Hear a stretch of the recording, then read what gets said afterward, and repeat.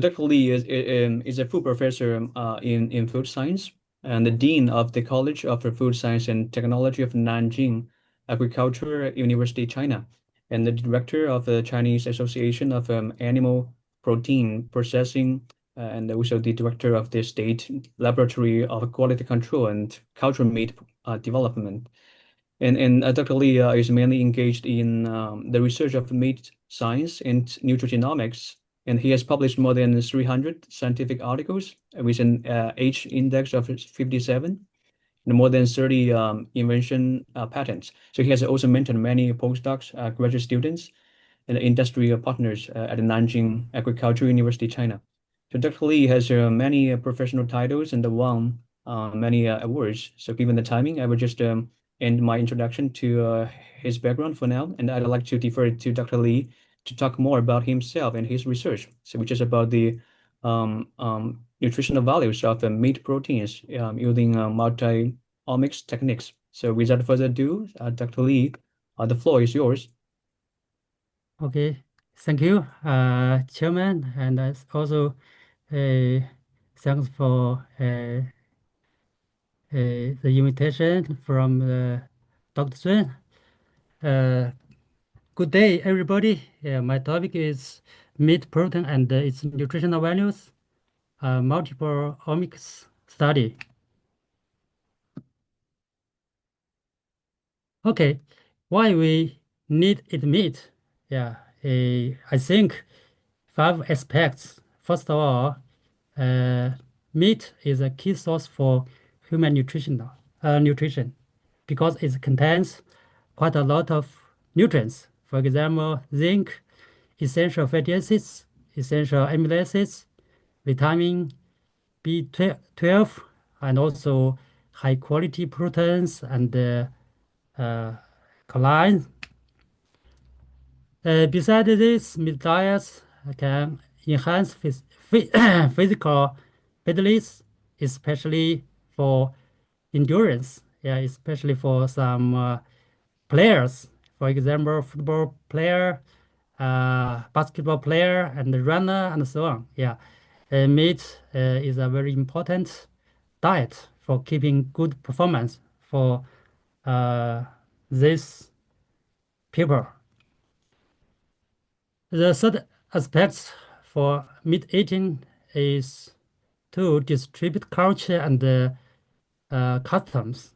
For example, yeah, in different countries, yeah, we favor different kind of meat species. Yeah, and also in China, yeah, we have quite a lot of culture for meat. Maybe you see such a picture. Actually, it's like a mountain and the water picture, and also it's meat pieces. We call it uh, 红烧肉. Yeah, in China. Uh, a few years ago, yeah, a CCTV has a program called A Bite of China. Just use such a picture. In that case, yeah, meat is a very important uh, dishes for couch distribution. The fourth aspect for meat eating is that meat can meet the physiological demands. As we know, yeah, sometimes we don't eat anything, but if we have meat dishes, maybe we can eat more. Yeah, it's based on a very complex uh, mechanism. Okay, we just use some Chinese to show that. The fifth one is meat can satisfy uh, psychology needs, especially to prevent uh, depression. Yeah, here is just a Brazil study to show that people who don't eat meat have more depression episodes than those who eat meat. Why? Because people who don't eat meat eat more ultra processed foods, yeah, that has high salt, sugar, or sugar drinkers, and so on. So it will increase the risk of depression. Sorry. The as we know, protein is one of the most important components in meat. Uh, it accounts 20% in meat, comprises collagen, sarcoplasmic, or myofibrillar proteins, and has a great contribution to meat quality and nutrition. The question is that, yeah, when we process meat, big change happen to meat proteins, which core, uh, which will change the meat nutrition and also meat quality attributes. For example, yeah, here we show four different kind of meat products that have quite different processing procedures. For example, dry cut ham, yeah, has a very long processing period. And also in China, it's very popular for stewed pork. Just the fourth one. Yeah, they have quite different things. Even if most people like stewed pork, however, we found that such kind of meat products has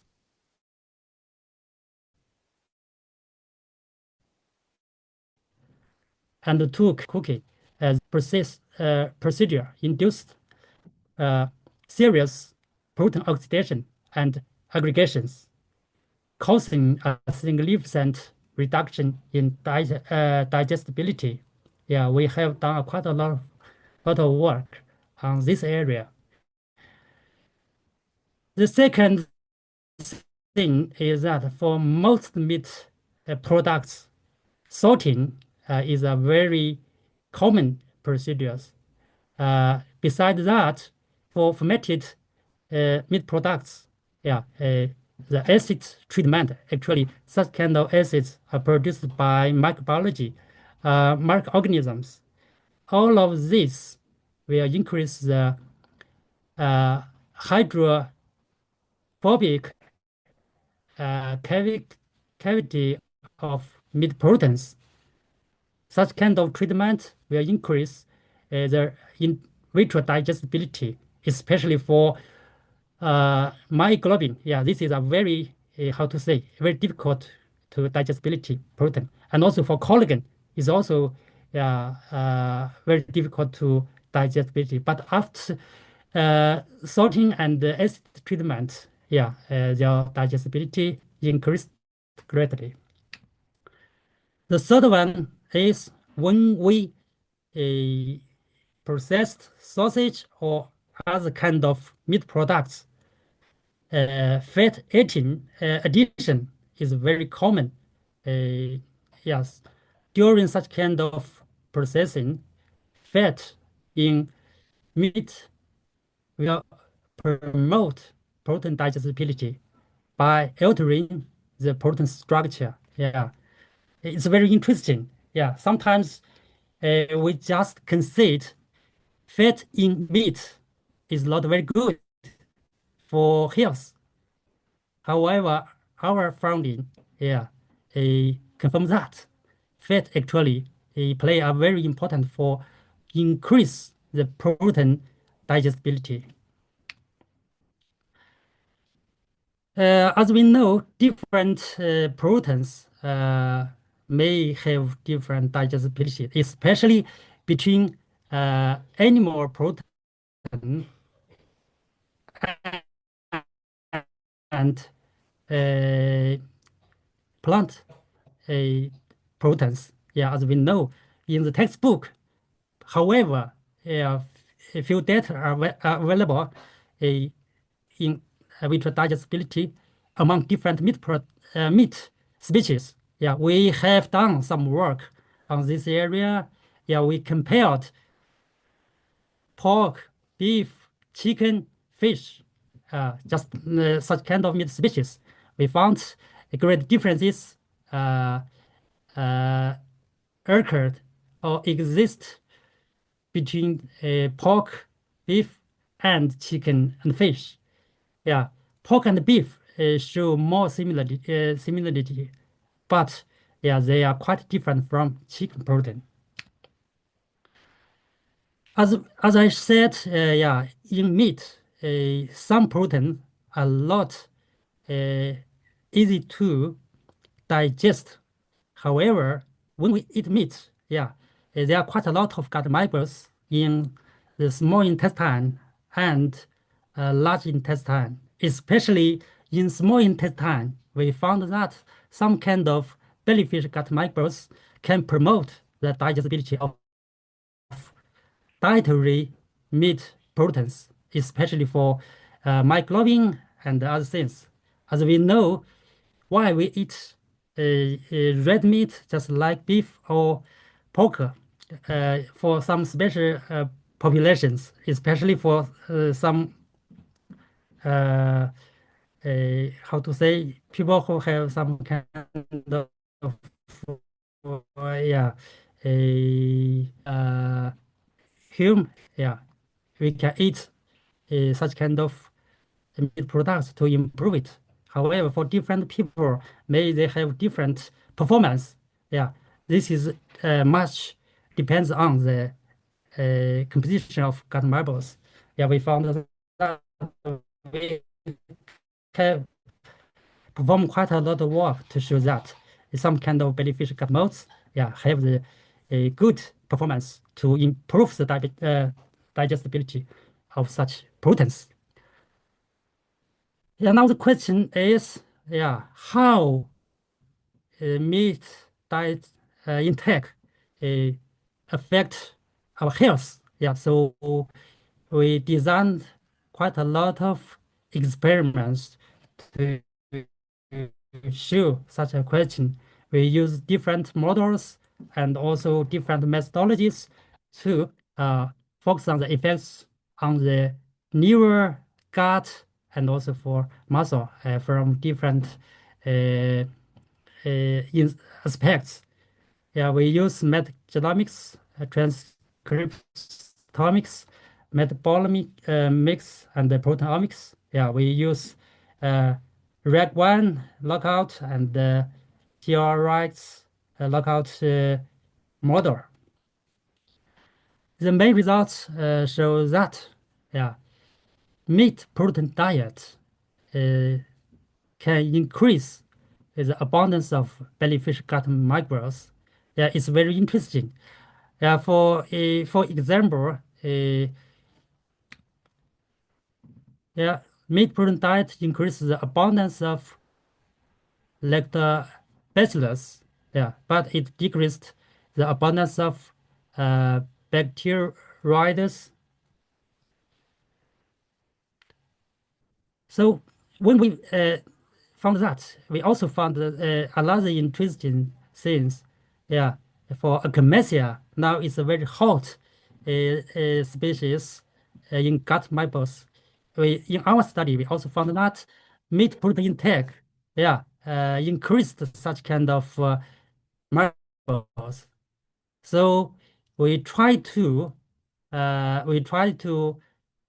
uncover the underlying mechanism, and we design different kind of studies to show that, especially for in vitro study. We found that meat protein diets promote cell proliferation and mucin secretion, which is essential for the growth of agnosia by upregulation in uh, microbial cell.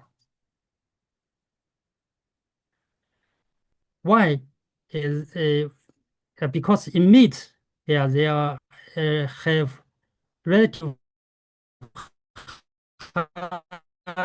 high is yeah, such kind of amino acids can promote the growth of the host cell, okay, that can secrete mucin. Yeah, the second finding is meat protein dietaries can strengthen gut immunity. Also, uh, whereas via gut my butter. Yeah,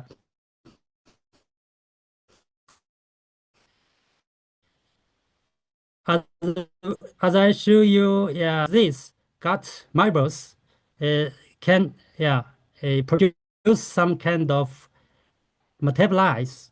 Yeah, such kind of metabolites can further affect the host. Yeah, so we perform some correlation analysis,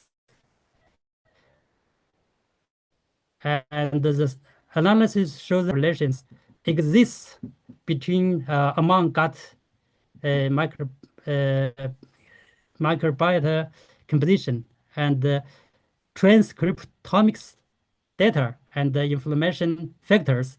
Here we just show that you can see here oxidative stress.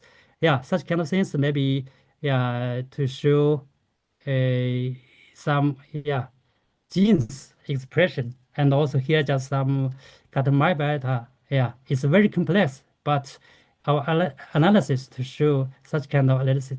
Besides this, we can also find that mucin, glycosylation is also very important for the uh, gut barrier. Yeah, for all of this, just to show, yeah, it's a very important thing. The benefits of meat protein intake is that it can regulate eating behaviors by changing the serotonin level. Yeah, because in meat, yeah, the level of tryptophan is very high. Yeah, so it can be degraded or transferred by the gut in the small intestine to into serotonin. Such chemical is a very important singular chemical to regulate eating behavior.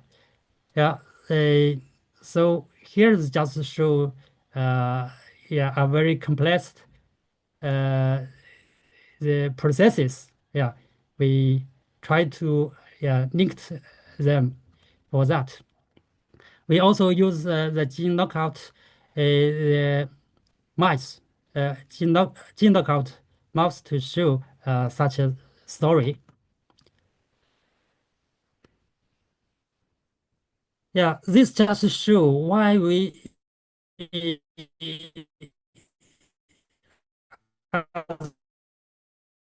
I mentioned before, meat. But if we provide meat, it can will increase our appetite. Yeah, I think our founders can explain it to some extent. The first one is meat protein diet also induced oxidative stress and antioxidant in liver and muscle tissue, and also it regulates lactic lipid metabolism. Yeah, we just perform a different kind of uh, tropic analysis and to find several interesting things. Yeah, first of all, yeah, oxidative stress level increased after meat eating. Yeah, I think why such things happened.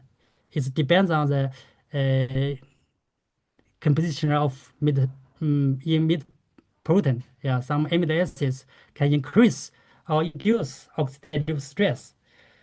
This is very important for the people, especially for athletes. Yeah, uh, for example, football players or a long-time runner. Yeah, when they uh, before they before playing, yeah, they eat quite a lot of meat to show a good performance. Maybe this mechanism is very important. for them to eat meat. Another very interesting thing is that when we are young, yeah, we eat a lot of meat. It doesn't matter. But when we eat meat for a long time or overeat meat, yeah, maybe yeah, it will cause some problems, health problems. As we know, yeah, some people who have some players after retire, maybe they have quite a lot of health problem for them because long term and overeat meat, yeah, cause a very high level of oxidative stress. Yeah, this will be a very big problem uh, in young period. Antioxidants may be also very good. So it's keep our body uh, at a balanced status. But after when we age increased, maybe such balance will be destroyed. So some health problem will happen. The fifth thing is that meat protein diets also enhance the capacity of body allergy maintenance and cold stress. Yeah, it's also a very common phenomenon. Yeah, as we know, in some cold place, people eat more meat. Why we eat more meat? I think, yeah, because meat, especially meat protein, yeah, can will change our uh, energy metabolism in body. It will. Our studies show that protein diet enhance the cold resistant and promote the development of thermogenic organs. Yeah, this study we are still performing a new study on this topic, and the results a lot published. Yeah, in I think yeah, our results are very interesting. Maybe in the future we will publish it. Okay, yeah. Besides, yeah, meat itself, yeah, it's very important to show what differences in nutrition between the real meat and the other kind of artificial meat.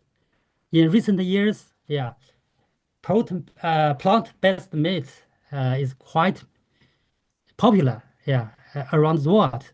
But we should, even if the producers claim plant-based meat has a similar nutrition and other kind of beneficial to real meat, but our studies show there's still some kind of differences. Yeah, for example, yeah, a real meat protein had higher digestibility by upregulating the expression of nitrogen nutrient uh, in indicators in the uh, gastrointestinal tract, enhancing yeah, satiety by regulating the intestine motility and changes the balance between the appetite hormones, reduced food intake, and reducing the activity of inflammatory pathway, especially for AF kappa B, which is conducive to maintaining colon homeostasis. Thesis. Yeah, that's all I think. In yeah, we still perform some other studies, especially for cultured meat. But yeah, the result is just some preliminary analysis. So I cannot show you at the moment. Uh, if there is some opportunity, yeah, I can show you in the future in show the result.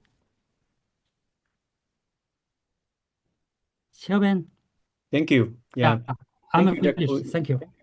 Yeah, thank you, Dr. Lee, for the great talk and introducing the differences like from different protein sources, like from animal protein sources on the gut function and the nutrition aspects of for health.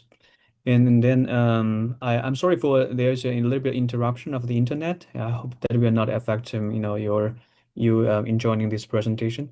So it's time for questions, and I see Dr. Tan raised his hand. I mean, you're free to speak, Dr. Tan. Oh, sorry, Dr. Fa. It's an accident. I actually didn't raise my hand.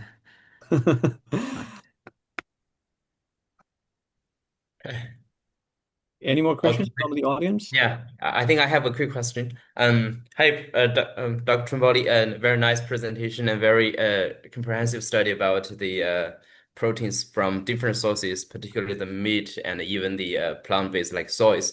So I saw that you do have studies about feeding the mice with the soy proteins and like the proteins from chickens, pork, and beef. So are there any difference in terms of their like health benefits?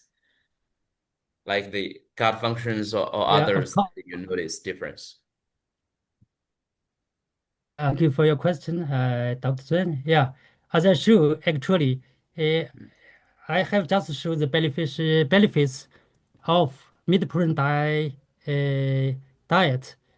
Yeah, Hmm. we set the casein diet and also soy protein diet as the control, and then Okay. we get the conclusion as I show you. Hmm. Yeah, the most Okay. important interesting is just the last slide. Yeah, we compare plant-based meat and also real meat. Actually, other components are quite similar. However, the protein composition is quite different. So Hmm. we perform the in vitro and in vivo studies to show their differences. Yeah, one of my PhD just performed such a study and found very interesting things. Yeah, Okay. thank you. Yeah, thank you. Thank you for the answers. I We got a question yeah, I from think Donut Moo. Donald move. Yeah. Okay, thank you.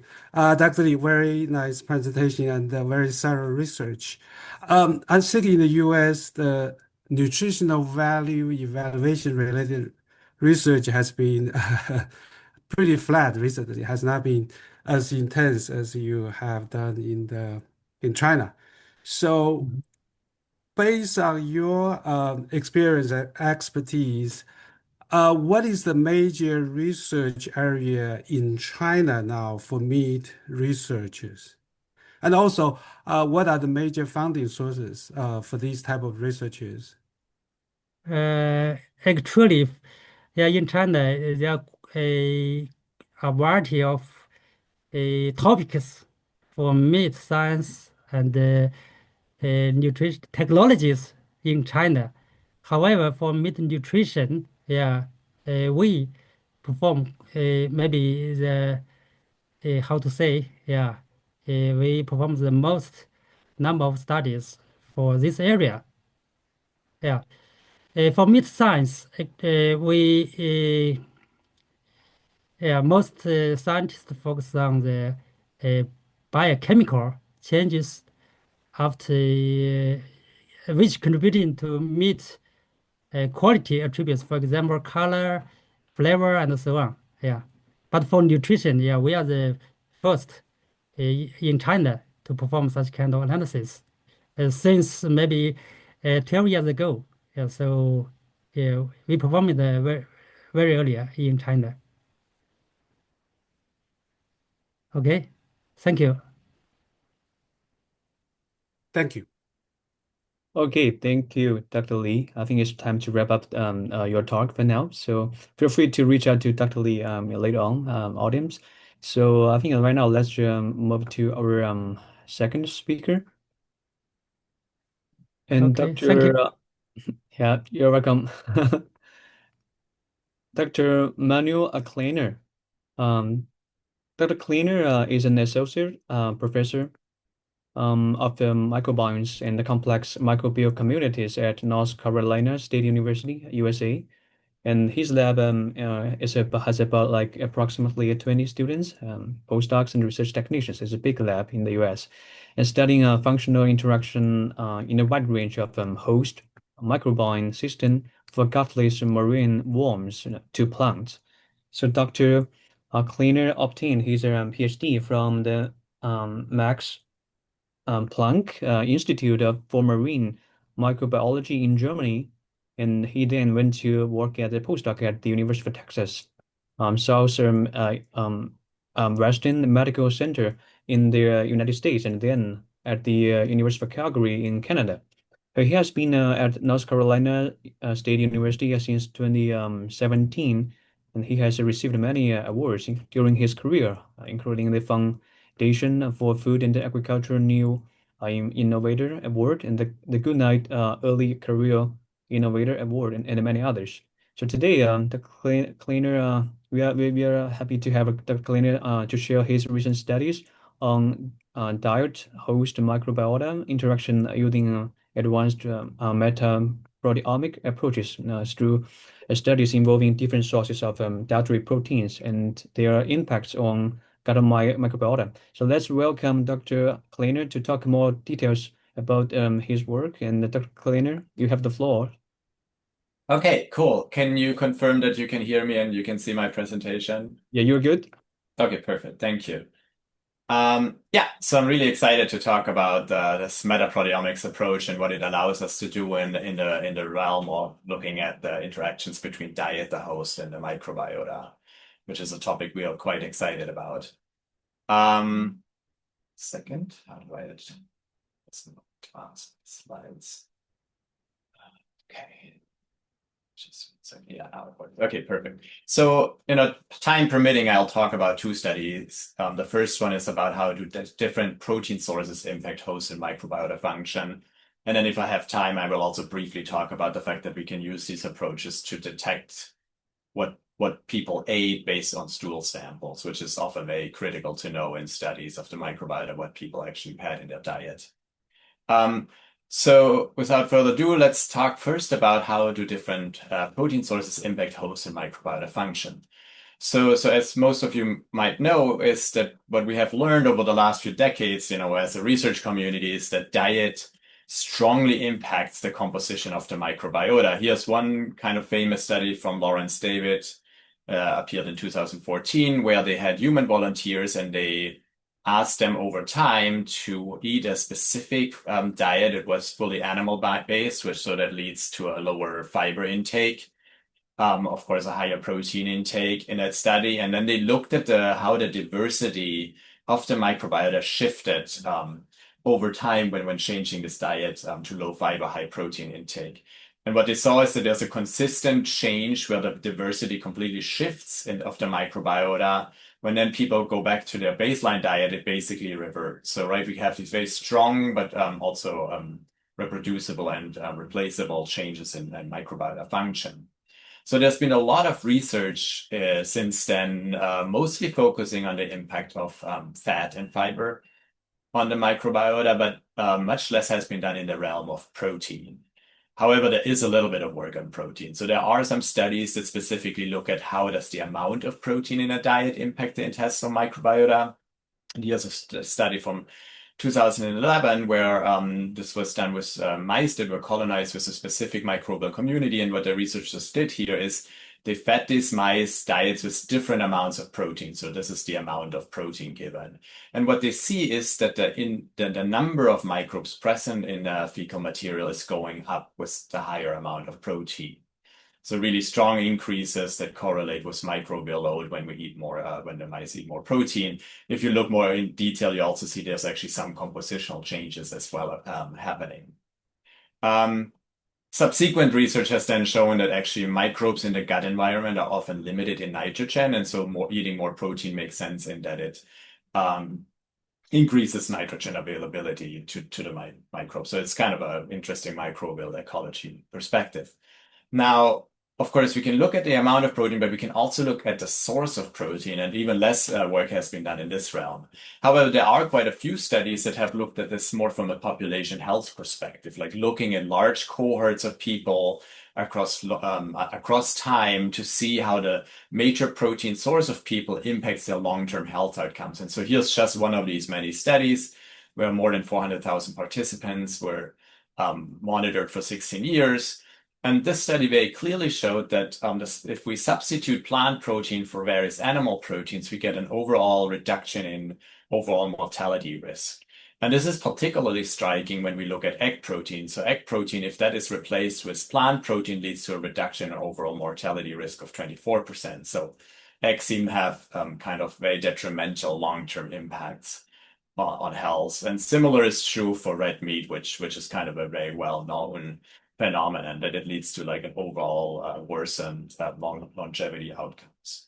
So, the big question, of course, now is what is causing these differences in how dietary source of proteins impacts health. And so one common notion is often that most protein gets digested and assimilated, but there are actually indigestible residues that make it to the colon where most of the microbiota resides, right? Most of the microbiota sits in the colon, trillions of bacteria. And so if protein actually gets to the colon, then protein fermentation by the microbiota happens, which can ultimately lead to a lot of different detrimental compounds that could impact the host, as well as, for example, short-chain fatty acids, which are known to be beneficial for host health. So there's clearly something where protein fermentation could lead to explaining some of these differential health outcomes. So we started with a big curiosity in that area of how does protein source impact composition and function of the microbiota, and how would that ultimately potentially impact host health? And so we really hypothesized that there are some really important interactions between protein host and the microbiota going on that could explain some of these health outcomes. So to study this, several members of my team developed an experiment in which we had mice with a conventional microbiota, and we fed them fully defined diets. So everything in the diet was the same. It was very defined, and we had only a single protein source in each of these diets. And we fed these diets with the different single sources of proteins for 7 days. So these were purified, right? So for example, when you see rice here, this is actually brown rice protein isolate. So it's not like full rice. And so we fed this over 7 days, then we took fecal samples and then we fed the next diet. And one thing that is important in this design here is that we had the same diets that we had at the beginning, at the end, to show if the effects that we're seeing really are based on the protein source and not just based on time passing. And so we did this experiment actually in both in conventional mice that had a full microbiota, as well as mice that had no microbiota, so we could differentiate between effects that are directly from the diet on the host, of the protein on the host, as well as indirectly through processing by the microbiota.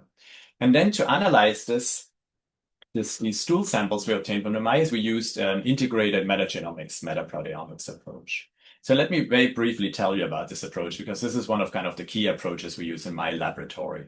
So what happens when we integrate metagenomics with metaproteomics, we take any kind of environmental sample that has a microbiota.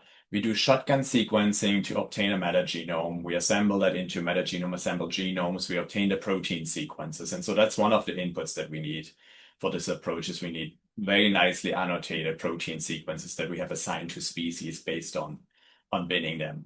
At the same time, we extract all the protein from the samples, we digest them into a peptide mixture, we measure them on a high resolution mass spectrometer. We also get for each of the peptides, we get as fragment spectra.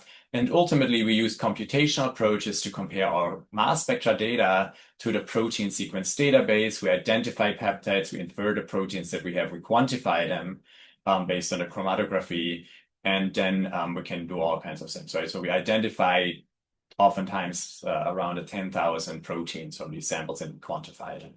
So it's a lot of data. One of the key steps, this is essentially kind of a proteomics workflow, but the key difference here is that when we work with complex microbial communities, making a good database is kind of really, really tricky and very important. Sorry, I see my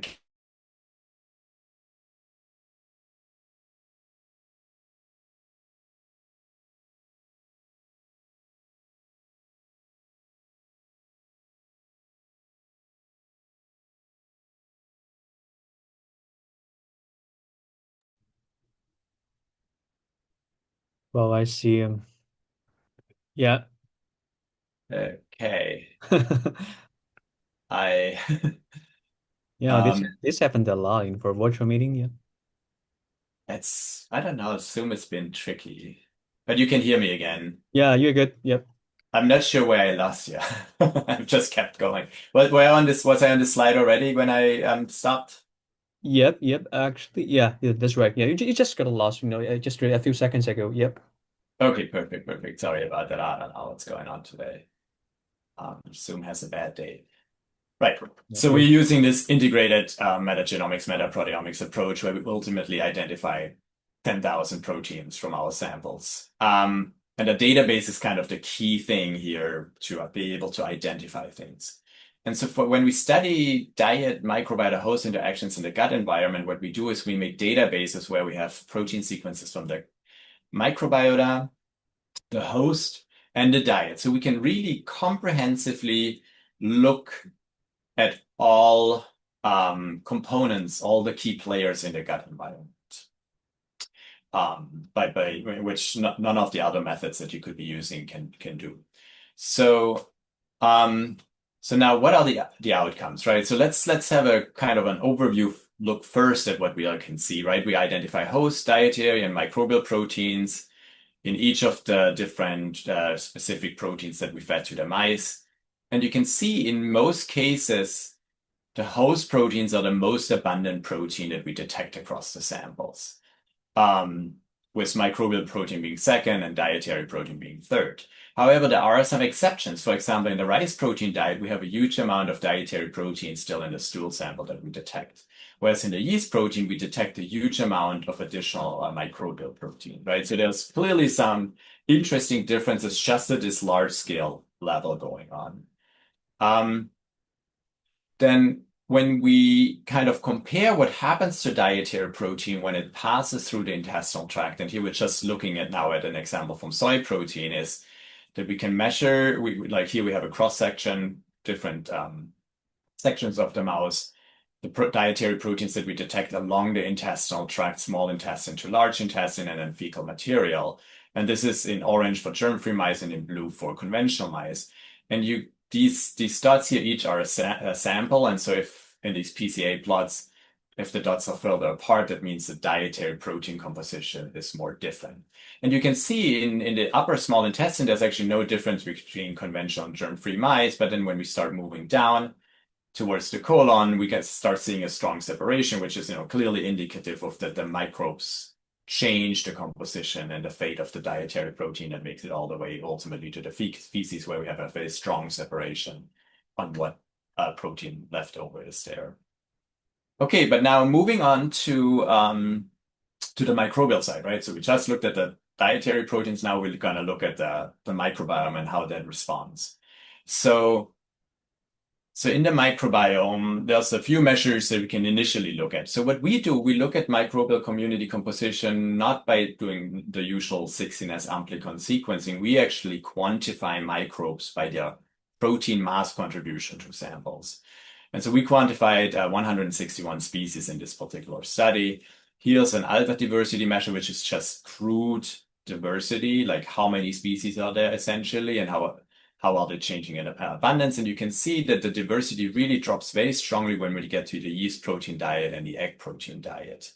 So something is going on in this diet that really reduces diversity. We can also look at the ratio of host to microbiota protein. We just now did this. And, I had mentioned that, for example, the microbial mass goes up a lot in the yeast protein diet. And then we can look at beta diversity. So beta diversity is a measure where we actually compare the diversity from one sample to another sample. And so here in this case, we have a curve where we compare everything to the initial casein diet and one where we compare everything in teal color here to the initial soy protein diet. And so you can see that there's actually a very strong shift in the microbial community composition, both in the yeast protein diet as well as in the egg protein diet. And then when we return to our soy and casein control diets at the end, actually the diversity is again very similar to the initial diversity. So, but again, we have very strong shifts in diversity induced by dietary protein source. And then the nice thing is we can like really drill more into detail. Like now here we're looking at abundances of the topmost 30 species in terms of microbial community composition across all the samples. We cluster the samples based on their abundance patterns in each of the samples of all these 30 species. And you can see there's a very strong clusterings going on. For example, here we have a cluster of both the yeast and the egg protein diet samples, which seems to be largely driven by this microbe, this Bacteroides theta iota omicron. But there's, you can clearly see there's other clusterings that are driven by other types of microbes. So specific microbes seem to specifically respond to the source of dietary protein. Now, we can also, of course, look at function, and that's kind of what we specialize in, is like really looking at function in microbial communities using this metaproteomics approach. So what we did here is we summed up the abundances of proteins based on specific groups in all of the sample types, for example, gene expression or glycan degradation. And I just want to highlight a few here. You can see very strong differences occurring even in this crude overview between the different dietary protein types. So these bars are actually not standard deviations. These are actually confidence intervals. So when these bars don't overlap, there's actually a significant difference. So you can see there's a lot of significant differences in terms of overall function of the microbiota between the different dietary protein sources. So let's look just a little more in detail at fermentation pathways, because they're really important, because protein fermentation could play a role in health outcomes. So we, for example, see that in the yeast and the egg protein diet, we have a strong decrease in pathways that would lead to beneficial short-chain fatty acids versus in the lactic acid fermentation is, for example, increase in a pea protein diet. Then we also saw strong differences in gene expression here, just looking specifically at the translation portion of gene expression. And we see strong increases in proteins that are involved in translation in the yeast protein diet here.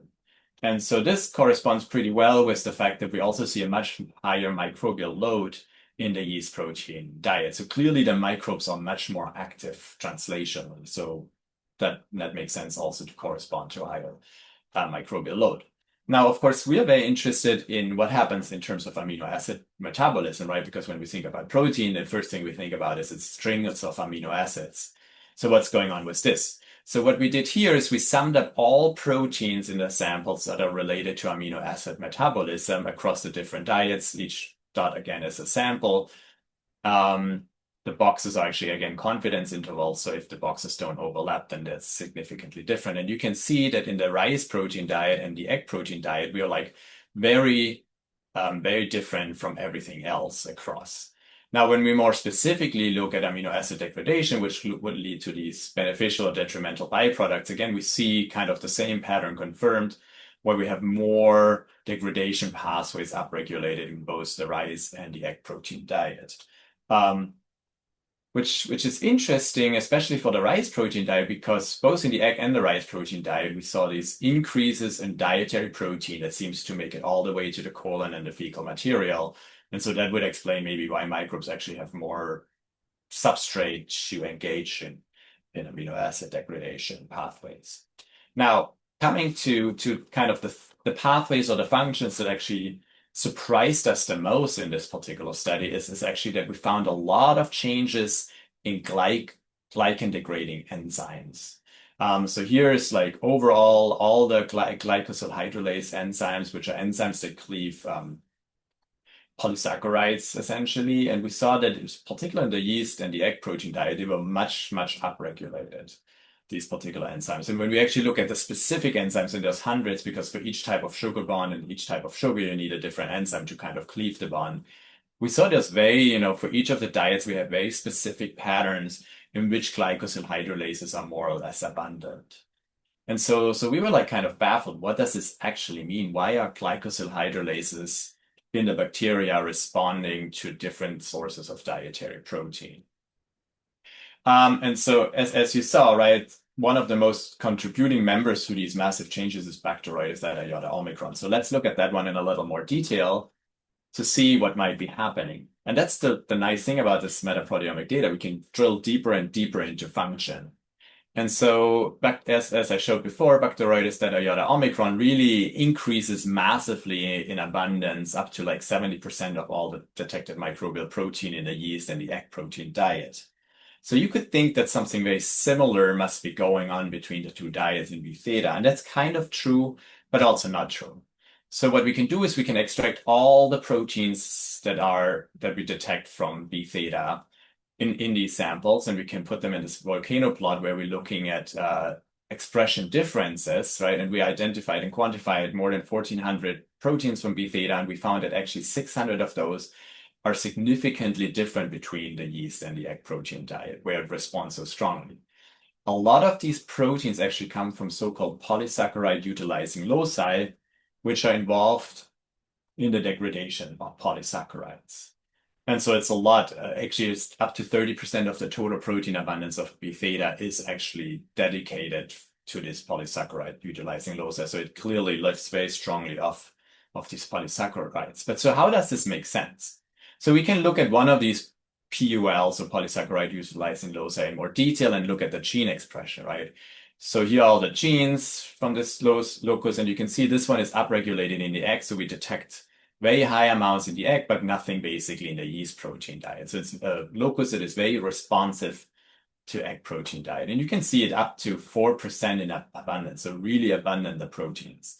I'm showing you this particular locus because we know a lot about it from prior literature. Let's, for example, look at this endoglucosaminidase GH18 that is very well described. So for this particular enzyme, it has previously been shown that it's responsible for N-glycan cleavage of mucin. So essentially what it does, you have a protein with these glycosylation side chains. A lot of the dietary proteins actually have huge glycosylations. And so this enzyme essentially just cleaves off the glycosylation, and then it can be further degraded by the microorganism. So this is true for mammalian mucin, and it has also been shown for immunoglobulins, but it's really like been implicated heavily in the degradation of mucins in the gut environment. And so what might be happening here? So when we actually look at egg white protein is also heavily glycosylated. So here we have, for example, ovomucin, and you can see it has very similar glycosylation structures. So essentially, we can think that N-glycans from egg white protein diet either serve directly as a substrate for B theta, or for some reason they drive B theta to forage more and degrade more of the mucus in the gut, which is very interesting because that could lead to inflammation. So to check if B theta really can do this process, we also did in vitro studies where we grew B theta on a minimal medium to which we added the dietary proteins as the only substrate. And we found, and here's like in a CFUs in log scale, we found that B theta can actually grow quite well on several of the dietary proteins, right, as compared to the control. So quite good growth. We also grew it on the mucin, which is from the gut epithelium.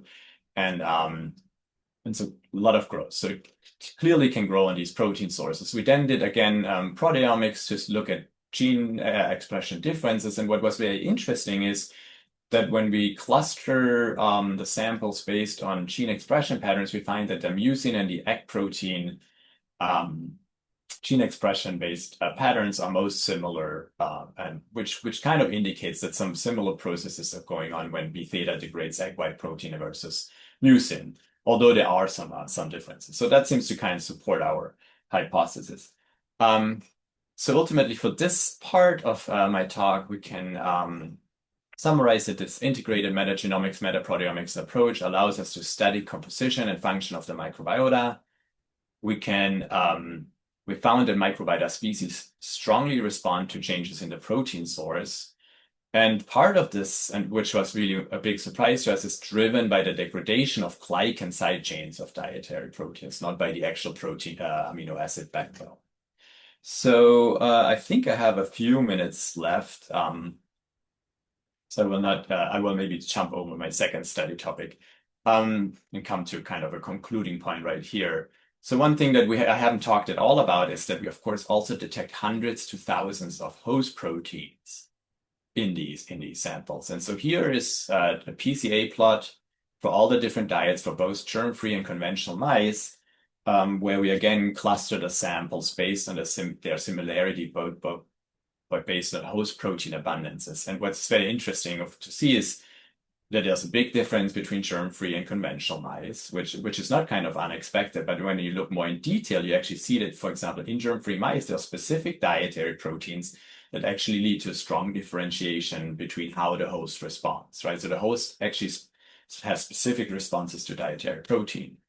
But then when we look more specifically into the conventional mice that have a microbiota, we also see that there's very strong responses in specific host proteins that are related to all kinds of health and disease processes. For example, proteases are upregulated in the egg.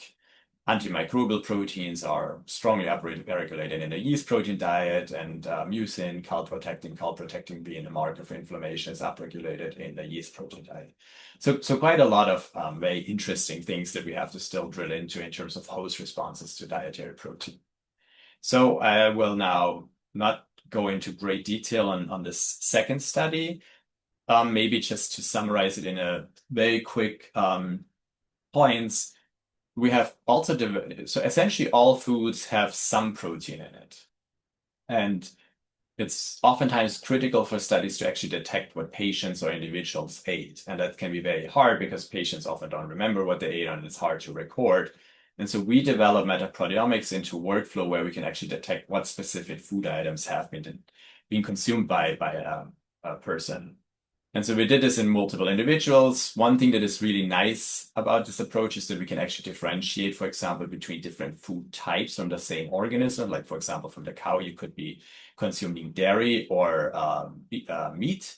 And we can actually, based, of course, on the proteins that we find in these products, differentiate very clearly if it was dairy products or meat products. And we can even tell you if it was egg yolk was included in your eggs and things like that. So it's a really good approach to do this. The most surprising for me actually in this study of diet detection stool samples was that actually we can detect things like pineapple. Pineapple has a protein that's called bromelain. If a person eats a lot of pineapple, and then we take stool samples a few days later, we can actually detect this protein and we can clearly say that the person ate pineapple, which I had never thought about, the fact that we could detect fruits and vegetables also with this approach. Okay, so with that, I'll jump to my acknowledgement slide. I want to thank my amazing team, all of our collaborators, and of course, our funding sources. Thank you. Very nice talk and the informative presentation, Dr. Kleiner.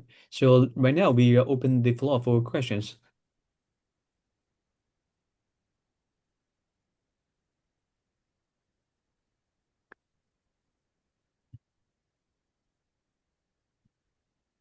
I will just call for a few more seconds.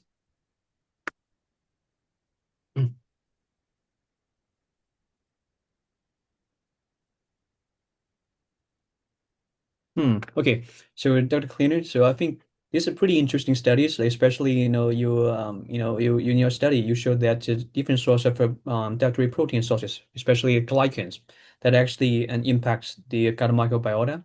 So I was just wondering because I think glycans, I think either is not well characterized dietary fiber or it's not a dietary fiber. Actually, it's pretty novel and interesting. So I would wonder, like, if there any commercial enzymes or food grade enzymes that we can release glycans from, say, proteins to make a new type of functional food?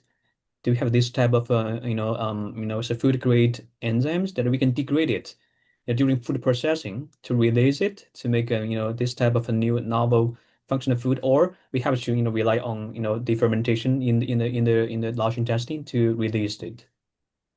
Oh, that's an interesting question. So there are some enzymes that are available that release N-glycans. I don't think there's enzymes for O-glycans, but I might be wrong. So in theory, yes, you could make deglycosylated protein sources. There's also, people that, for example, produce egg white protein using by having it cloned into yeast, and so they make an egg white protein outside of chicken. And I don't think they might be have the same glycosylations as the egg white proteins we get from chickens. So there might, also be an avenue of making different food proteins with similar properties, but then also different glycosylations. Okay, I mean, your research provides a new angle actually to look at the health of the proteins. I guess as we know, not just egg proteins. You showed overmucin has a larger amount of glycans, but I think also some dairy proteins also have it, and also like some plant proteins that provides it really a new, angle to look at the health benefits of proteins. So what about like, except the glycans, do you think, I mean, not just the amino acid composition, maybe, the peptides that are released during digestion that may also contribute to the different gut microbiota modulation of different sorts of proteins? Yeah. So I think you're asking kind of about bioactive peptides. So there's a lot of research that shows that certain proteins during degradation release can bioactive peptides. It's supposed to have health benefits. Um, Kind of one of the drawbacks of our approach that we would have to work around is that when we detect proteins, right, we detect peptides, and we never quite know if the protein was fully intact or if it was already broken up when we kind of collected it in a stool sample. But this approach you could use to optimize to look specifically also for bioactive peptides. Okay. I think the fiber aspect that you mentioned is quite interesting, right? Because so when we take these protein sources and we send them for analysis for fiber content, of course they send us back, oh yeah, it has 5% fiber. But in reality, it's actually the glycosylations attached to the protein. So I'm never quite sure. Is this fiber? Is it not fiber? It acts like fiber though, right? Mm-hmm. Yeah. Yeah, actually we get more questions coming. So, Donut, you want to, unmute and talk briefly? Oh, yes. Thank you very much for the presentation. It's very interesting, Dr. Kleiner. And it's very unique combination of different instruments.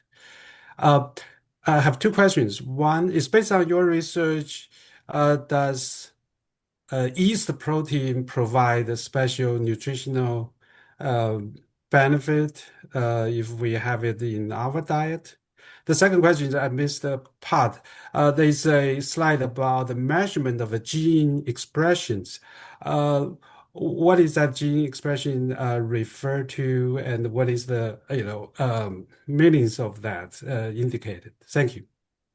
Okay. So yeah, so the first question, um, yeast protein. So, what we find is that yeast protein definitely has a major impact on the microbiota, right? The literature generally shows that fermented foods are considered beneficial overall for health. I never really thought about how much yeast we actually consume, but so we recently used regular yeast made bread and checked how much protein in the yeast bread is actually not from wheat, but from yeast. And it's actually more than 10% of the protein is ultimately yeast protein. So if you consume bread or alcoholic beverages or something like that, you actually consume huge amounts of yeast. Our research, we of course now interested in this question, how this is translatable to health benefits. Can we actually figure out what the benefits are? That is going to still take us a while. Generally, yeast does carry very, very large glycosylation. So like they have cell wall proteins that have hundreds and hundreds of sugars and chains attached in so-called mannans. So I think, yes, yeast, there's a lot of interesting things we want to now look at in yeast in the future. The second question was, I think, relating to the graph where I said, oh, gene expression goes up in yeast protein. And I think it was also egg white protein, if I don't misremember. So gene expression, in this case, I meant enzymes from the bacteria that are involved in expressing genes, right? So transcription, translation. And so the specific case I showed you was that it was, for example, ribosomal proteins that are involved in translation were strongly upregulated in the bacteria when we fed the yeast protein diet, which kind of, in simple terms, means the bacteria were much happier and they were growing faster and being more active in the yeast protein diet. Oh, thank you. We get more, just try to make it brief. Dr. I think Yao. Hi, Dr. Kleiner. Very interesting talk. So I just have a quick question. Since you've already showed about the glycan hydrolase differences among different protein source digestion, have you ever looked at like different protease gene expression differences or like a detected different protease across different samples that fed with different protein sources? I'm not sure like whether there could be like different specific protease associated with bacteria that will have their specific effects on hydrolyze different protein sources. Yes. No, we were definitely wondering about it, right? We found the pattern on the host side, so the host definitely releases different proteases. It's very difficult for the bacteria, so we're still working on this essentially because for bacteria they have a lot of proteases that work on intracellular processes, protein processing intracellularly, and it's quite, so we still have to differentiate which ones are actually released to the extracellular environment for protein processing. So we don't have results on that yet, but we are looking. Okay, thank you. And one more quick question is like, since you've mentioned that the egg protein may contain this glycan, and I know like for yeast or rice, they may also contain quite amount of these glycans when you extract their protein. So do you think the effect of the gut microbiome modulation is kind of more from these attached glycan, or it's from different composition of the protein sources? Because like in our research, we also found like we wanted to isolate rice polysaccharide, rice bran polysaccharide, but it's really hard to clean out all the attached proteins on that. So we may consider there may be some confounding factors in these samples when we investigate their effect on gut microbiome modulation. So my question would be like, do you think these gut microbiome interaction effect will be more from the protein side or from the glycan side? That's a good question. I think the glycosylations definitely drive a lot of the diversity effects because there's so much diversity that is driven by kind of fiber-like compounds. Now, some of the proteins, the egg white protein, one thing we're wondering about is egg white actually contains huge amounts of lysozyme, which is basically a massive killer substrate kills all microbes, right? I think some of the effects are actually driven by active proteins, right? If the lysozyme makes it through the intestinal tract to the microbes, it's just going to wipe out whole populations. I think part of what we're seeing is actually related to dietary proteins directly being antimicrobial. Okay, thank you. Thank you. I think okay. Last question. So okay. So from the chat box. So I would just read it out, Dr. Kleiner. So dietary fiber is another major source impacting gut microbiome. So have you or any other group looked into the synergistic impact of fiber protein on the gut microbiome? Yeah, that's a good question. So my postdoc, Alfredo, he's actually planning on doing this in his future research career, right? Because I think, what we are doing with our defined diets, we only have one source of fiber and it's like a not digestible fiber, it's cellulose. So we're really seeing kind of, the protein effects are like maybe in yans that we see. But of course, the question is going to be once we start mixing more digestible fibers with protein, there's going to be definitely important synergies, I think. Sure. Okay, sorry, Dr. Kleiner, for keeping you for a little bit longer. So as you can see, many audience are very interested in your research. Okay, thank you. Thank you. I appreciate it. Sure. Okay, with that, I would just like to hand it over to my colleague, Dr. Sun. Hi, our third speaker will be Dr. Kaustev from the Department of Science and Technology of University of Nebraska-Lincoln. And so Dr. Kaustev is an associate professor, and he earned his PhD from the University of Albert, where he focused on food and cardiovascular health, followed by postdoc training at the University of Gulf. So he specialized in like food allergy and allergic protein characterization. Dr. Kaustev is committed to understanding how dietary proteins and peptides influence human health. So I think without further introduction, I want to give the time to Dr. Kaustev, and so please move forward with the presentation. Thank you, Dr. Sun. Am I audible? Yeah. Can you hear me, right? Yeah, we can hear you. Thank you for the introduction. So today, what I'm going to talk today, a little bit portion of what we are doing in the lab here at UNL. So my lab primarily works with food proteins, and when we look into the food proteins, when we, as previous speakers mentioned about different ways of looking at food proteins, but we looked how after cooking and processing, the changes happens in the food proteins, and once you consume them, and once it's broken down into amino acid and peptide into the GI tract in the small intestine, what's their impact on human health, specifically looking on cardiovascular systems after absorption. So that's get absorbed in the small intestine and what's their effect on small cardiovascular health.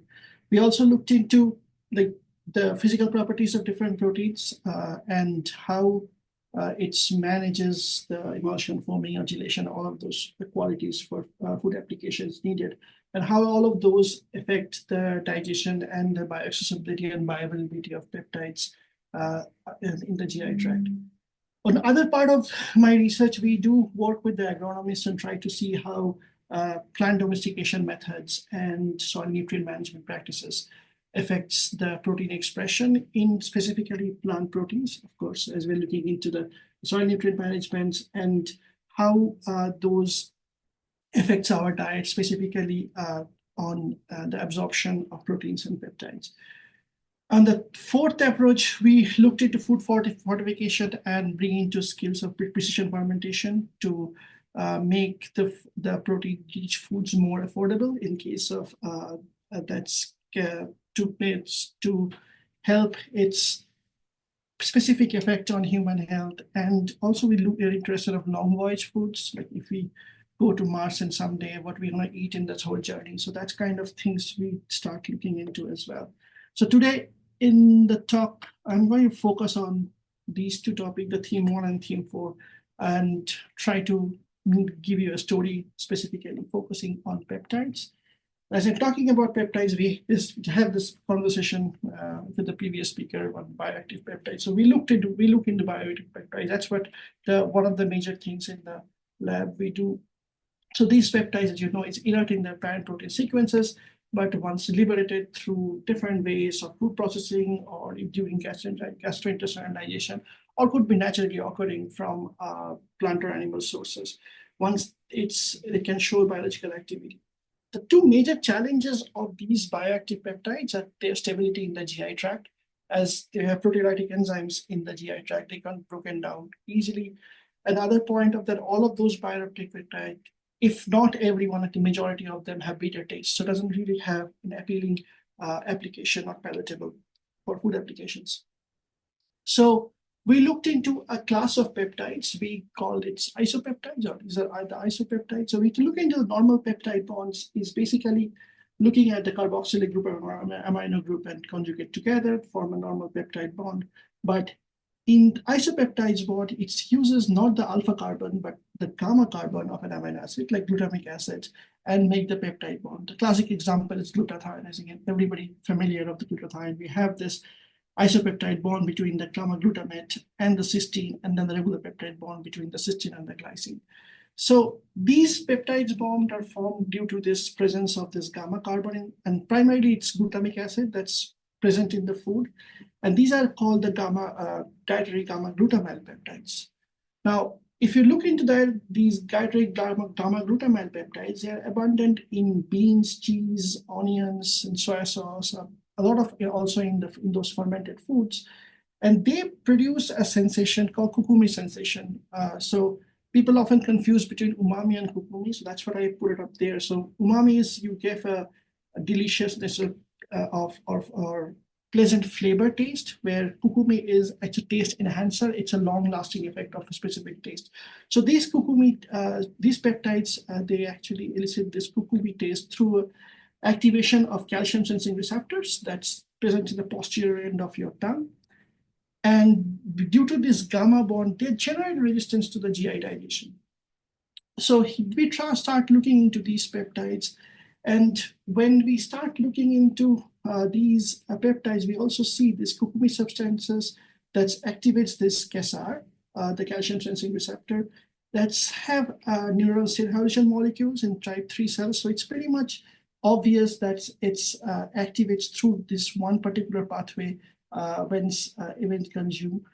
And when we look into the KSR a little bit closer, we found out that this particular receptor, the calcium sensing receptors, have a calcium binding domains, but then also there are other domains where these peptides are mostly binding, and few other research has been shown that these peptides can allosterically activate this particular receptor. Now, KSR is present all over the mammalian body, and that's where start asking the question, if KSR is present all over the mammalian body, not only in tongues, in the GI tract, in the lungs, and what it's doing. So we start looking into this activation of KSR through gamma EV, and we found out that it can actually inhibit in inflammation through the activation of KSR in the GI cells. Now, as I mentioned before, my lab starts looking into vascular inflammation and specifically atherosclerosis. And when we start looking into atherosclerosis, we know that the initial vascular inflammation have a significant role in the progression of the disease atherosclerosis. And we start we thought that this with activating the same pathway, that the gamma glutamyl peptides reduces vascular inflammation and can develop anti-atherosclerotic effect. So we use these peptides called gamma glutamyl valine, gamma EV, as our model peptides to study this one. So we looked into the vascular endothelium. So endothelium that's the innermost layer of the vasculature. And we start finding if the KSR is present there or not. So because KSR is our target molecule. And we found out that KSR actually presents in the endothelial cells. High portion is also in the membranal fraction, but there are also a portion in the cytosolic fraction. So this confirmation of that KSR presence in the endothelial cells gives us the confidence to go forward and see what's their role in vascular inflammation. So we use the hematopoietic endothelial cells and we treat these gamma EV in 3 different concentrations for 2 hours. And then we give it a TNF-alpha treatment to induce inflammation and looked into different cell adhesion molecules and the chemokines and cytokines. So going forward here, you can see that this is the negative control. We did not add the TNF of here. This is the positive control. We have the TNF, which shielding increase in inflammatory biomarkers like IKM1. And this is the response with the doses of different doses of gamma EV. And we can see there is a reduction trend, but however, it's not statistically significant for IKM1. But for other 2 biomarkers, VCAM1 and E-selectin, we see a substantial decrease in 1 millimolar concentration of gamma EV. We looked into the chemokine MCP1 and we see a similar reduction, even with a 0.1 millimolar concentration of gamma EV, as well as for IL-8 and IL-16. So these particular peptides is showing anti-inflammatory effect. But what is KSR responsible for that? To ask that question, we use a KSR-specific antagonist, NPS 2143, and then we hypothesize that this KSR antagonist will take out the KSR, will block the KSR access for gamma EV. As you can remember from VCAM1, we see a reduction in inflammation when you have the gamma EV. Now you add this NPS 2143 for VCAM1, E-selectin, and MCP1, and we see that effect coming back. So there is the anti-inflammatory effect of KSR is nullified when you add this of gamma EV is nullified when you add this NPS 2143. So basically, the gamma EV is acting through that KSR receptor. So now, to go to the bloodstream, we need to see if the KSR actually reaching the bloodstream. So we see the bioavailability studies of gamma EV through ACACO2 cells that's grown over 21 days. And we use this same dose, that 1 millimolar dose, that's the most effective dose that we have in the previous study, and use for 1 hour and 2 hours of incubation. We take this media down here in the basal layer and then did the mass spec to identify if it's transporting or not. And it does transport through the ACACO2 cell monolayer. And after 2 hours, we get a PAP value of apparent permeability value of 1.56 without damaging the intestinal cells. As you see, there's no change in the 0-1 expression of tight junction proteins. So all of these part of the study can summarize that we see that gamma EV, that's curcumin enhancing peptides, can reduce vascular inflammation through the activation, through the reduction of different biomarkers, as well as reduction in chemokine and cytokines. And we also see this effect is KSR mediated, and these peptides can actually cross the epithelial, gastrointestinal epithelial cells and can go to bloodstream.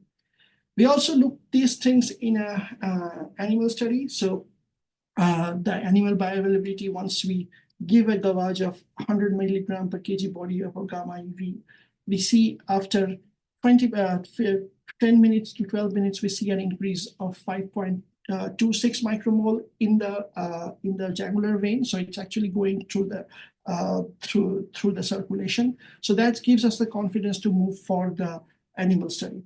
So for the next phase of animal study, we looked into the ApoE knockout mice, so apolipoprotein E knockout mice, which cannot process the lipids in their system and then produce atherosclerosis in the arteries.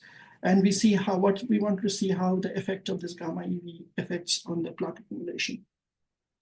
When looking into these studies, we break it down into 4 different groups. We have these low-fat diet groups, and then a high-fat diet group, and then high-fat diet with 2 different doses with 50 and 150 milligrams of gamma EV. So it's roughly a 20-week-long study if we start with the pre-treatment of gamma EV and then continue with the high-fat diet. So this is what the results looks like in the aortic arch and area. So this is the aortic arch area. You can see that's low-fat diet. You do not see a lipid accumulation. However, in the high-fat diet, you see a lipid accumulation that's happening, which is produced with the low-fat diet and low dose of gamma EV as well as a high dose of gamma EV. When we quantify it, you see a significant reduction on the lipid accumulation in the aortic arch after the gamma EV treatment.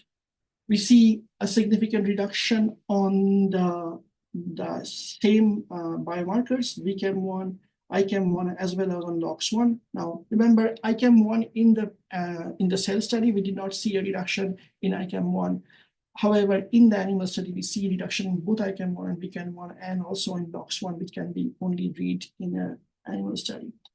Once we do that, we move to these cytokines and chemokines. We see a significant reduction in MCP1. We also see the same thing in the cell study. We also see a reduction in RANTES, but that happens when you have atherosclerosis. But with the treatment of gamma EV, we do not see it's coming back. We see a reduction in TNF-alpha with the gamma EV treatment, and to our surprise, we see an increase in IL-10 expression. Now, IL-10 have an anti-inflammatory effect. We see an increase in IL-10 expression. So looking into all of these things, we can tell that these peptides have an anti-inflammatory effect and can reduce lipid accumulation.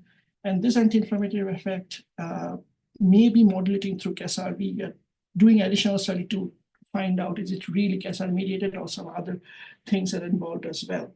But now when we start looking into if it's the CASR is the only sole responsible activation is sole responsible way of doing this anti-inflammatory effect, we found out that's quite a bit portion of these gamma EV is actually going to colon, like roughly around 75% that's going to the bloodstream, and remaining 24% that's actually going to colon. Now, the question is that what's this this gamma EV that is reaching the colon, what is their effect, and how, as they're reaching intact, how it's interacting with the gastrointestinal microbiota. So we start looking into the beta diversity. Again, thanks to the previous reviewers talks about what is beta diversity already, so I saved my time there. So when you looked into the beta diversity, we looked into the 4 different indexes with beta-Curtis, J-Curt, weighted unifrac, and unweighted unifrac. And if you focus on these 2, you can see this is the low-fat diet, the purple group up here. You see the blue one with the high-fat diet, and there is a shift in the microbiota composition in a high-fat, high-dose group, as well as there is a little bit change in the high-fat, low-dose group as well. But that shows that with this treatment, we are seeing a significant change in the gut microbiome populations. And when we look into the abundance of the different gut microbiota, and what 2 specific things that bloom out in our study is that with the high-fat, high-dose, we see a specific pattern of increasing Akkermansia as well as Dubicella. Now, this Akkermansia and Dubicella is really getting high up in the high dose diet of gamma EV, and we see other specific bugs that's actually going up or having some changes with with the treatment of gamma EV, but specifically Akkermansia is what gets our interest. And we take the cecal continent PCR for Akkermansia mucinephilia to confirm our results. We see that the similar effect, that there is an increase in Akkermansia mucinephilia in high-fat, high-dose group once treated with the gamma EV. Then, if we go back to the literature, there are evidence that Akkermansia give a protective effects against atherosclerosis, and it's primarily, a lot of research has been done on the lipid lowering effects on Akkermansia, and sometimes this polyphenol-rich extract that's increased Akkermansia have an impact on diet-induced obesity models. So this particular bug is having a beneficial effect in atherosclerosis setup. Now, how the mechanism behind it, we really don't know yet.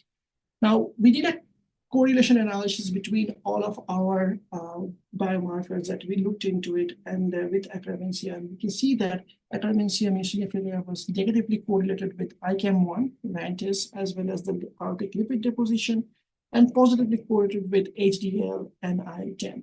So that gives us the direction that there are some effect that's happening after the gamma EV treatment, which is gut microbiota dependent, and there will be some effect that is probably gut microbiota independent. So once it absorbed in the small intestine through the KSR, potentially, again, we still trying to find out if it's KSR the sole responsibility of other receptors as well, that's happening, that's having an effect in antimicrobial activity. And the portion which is not getting absorbed going to the colon and through Akkermansia, increased Akkermansia abundance, potentially affecting this anti-inflammatory effect. Now, we wanted to see if it's really having a specific effect, the gamma peptide specific effect in Akkermansia abundance. So we took it to the in vitro system. We supplemented Akkermansia mucinephilia with gamma EV and look at their growth. And you can see with 10 millimolar supplementation of gamma EV, we can see a significant increase in the growth of Akkermansia with the gamma EV supplement. Now, 10 millimolar dose seems a bit higher, but if you go back to the calculation, how much we are actually retaining in the colon in a single day of treatment, if it's work goes for 20 weeks, and 10 millimolar can be achieved pretty easily. So the dose is pretty much achievable in an in vivo setup. So it's a physiologically relevant dose, we feel.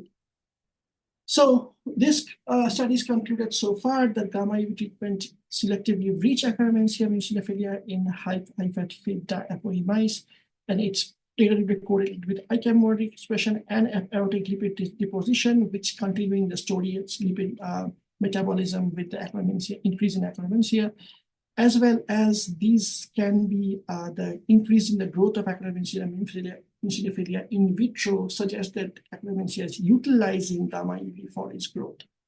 Now, connecting that back to the food story, when we start looking into different kind of food sources where we can find gamma EV or other gamma peptides, we found Great Northern beans as one of the richest source of this peptides gamma EV. I say richest source, but it's pretty small still. It's only 52 nanogram per milligram of bean proteins. So the major challenge, if you wanted to have this as a food item, is that there's very low abundance, there's very low amount in there. So you need to probably eat kgs of beans to get that amount of that we are looking at. So that's where we go into precision fermentation or different other food processing ways, how we can increase the abundance of these gamma peptides. So we looked into one specific bacteria called Limosobacillus leuteri, LTH5448. So this specific bacteria has a gene called glutamyl cysteine ligase, or GCL. So this glutamyl cysteine ligase for the specific bacteria, they actually ligates, so not proteolysis, it's a ligation reaction, ligates the glutamyl peptides, glutamic acid with the conjugate amino acids, and produce glutamyl peptides. And we see an increase in peptide concentration of the specific peptide concentrations once we do a fermentation for up to 72 hours. so we take dry beans and this specific bugs and did a liquid fermentation as well as solid state fermentation. The results you see with right now is through a solid state fermentation. So once we see the increase of the peptide concentration, we looked into the different peptides, gamma glutamate peptides is produced after fermentation. We see all of these peptides like gamma EC, EG, EY, EL, EF that is producing. The gamma EV also we detected, however, we did not see a significant increase, but we also detected all of other gamma peptides. So it's not one specific gamma peptides we're looking at, we are a pool of gamma glutamate peptides that we're looking at. So we increase the pool of gamma glutamate peptides, but can we retain the biological activity? Then we start looking into going back to the same cell model and induce inflammation through TNF alpha. I looked into the VCAM1 expression. We see both 42 hours and 72 hours fermented samples decrease the expression of VCAM1 as well as MCP1. So what we see with the pure peptides, we can see the same one when we produce the fermented product. And when we taste that in the same cellular system, we see the similar effect. And however, the gamma EV was low, so we start looking into different ways of increasing. Now we finally found ways how to pre-treat our samples that can increase gamma peptides, specifically for gamma EV, now roughly around 19-fold from our solid state fermentation. And these are the liquid state fermentation. Now with these fermented products, you can probably use it as an ingredient to make different kind of food items. So we are presently making cookies out of it, which is enriched with gamma peptides. And we did some initial sensory study, which shows that the cucuminous of this whole product is also increased. So that gives us that idea that we can probably use a fermentation a way to increase this specific peptides.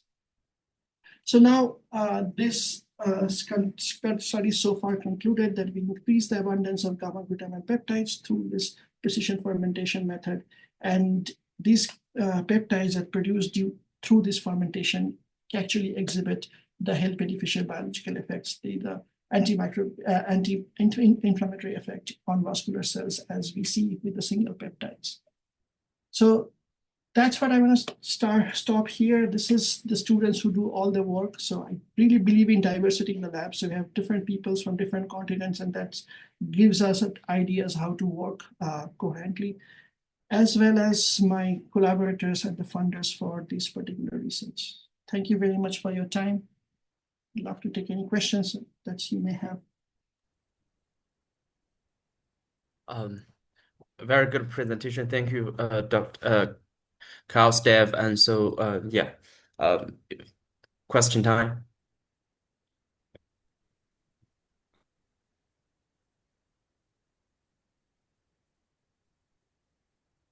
Dr. Magenda, very nice talk, and I'm just curious to say, so how widely? I mean, I say like so. I think gamma, peptides. For example, like gamma EV, these dipeptides.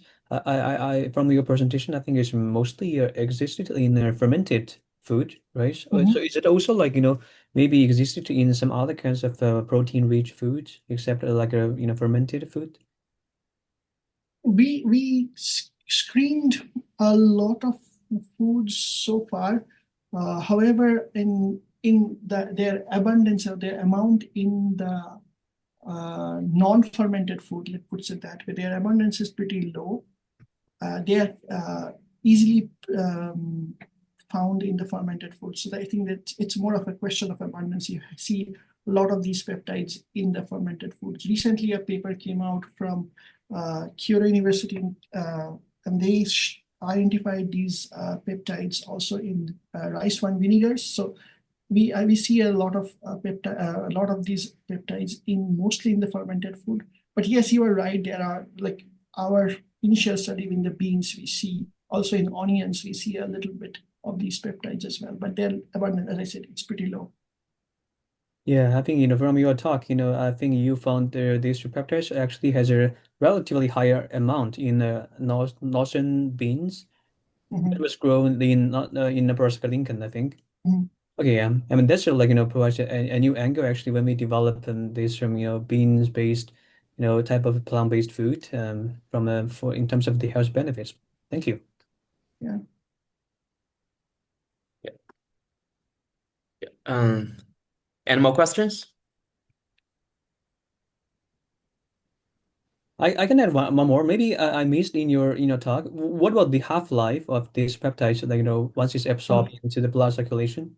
We looked into it's roughly around 90 minutes. Wow, it's pretty good actually. I mean, many peptides you get these to only a few minutes. Yeah, so we see the peak around 20-minute time point, like sorry, 15 minutes time point, and then it's kind of phasing it out, but we can detect up till 90 minutes. Now we looked at that 90 minutes and data. I'm talking from the I think that data, if I remember correctly, that's coming out of not in the jugular vein. I think jugular vein we did not see after 60 minutes or an hour or so, but in the portal vein we detect up to 90 minutes. Okay. Okay, great. Thank you. So our fourth speaker will be Professor De Jianhuang from National University of Singapore. So um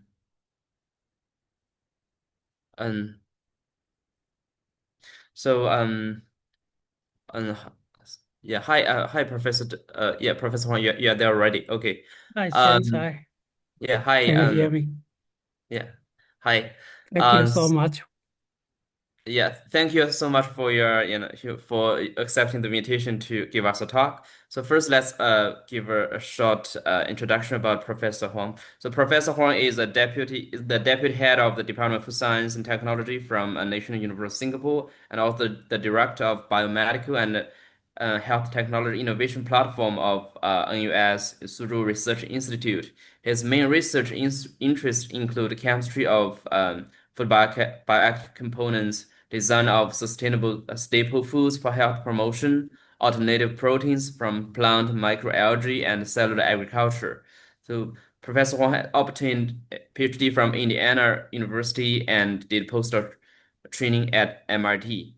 So today his topic will be impact plant proteins on the texture and in vitro digestibility of cerami gels towards high protein foods for consumers with dysphasia. So now the time is yours, Professor Huang.